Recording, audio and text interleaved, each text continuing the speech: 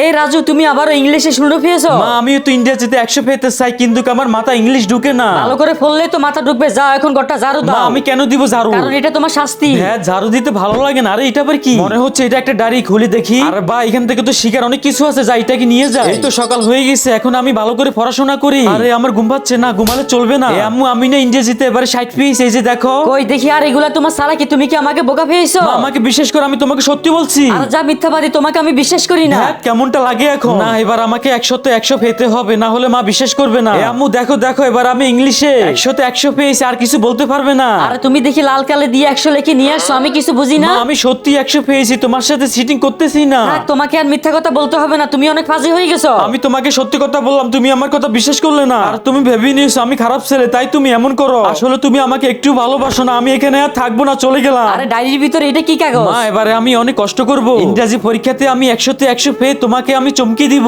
তখন তুমি আমাকে নিয়ে অনেক গর্ব করবে এবং অনেক ভালোবাসবে। আরে কে আবার ফোন দিল? হ্যালো, কে? আমি রাজু স্কুলের টিচার। আপনার ছেলে ইংরেজিতে 100তে 100 পেয়েছে। রাজু খুবই ভালো একজন ছাত্র। আরে আমি এটা কি করলাম? আমার ছেলে কোথায় গেল? রাজু তুই কোথায় গেলি? বন্ধুরা তোমরাও যদি আমার মতন এভাবে কষ্ট পেয়ে থাকো, তাহলে ভিডিওতে লাইক করে চ্যানেলটিকে সাবস্ক্রাইব করে দাও।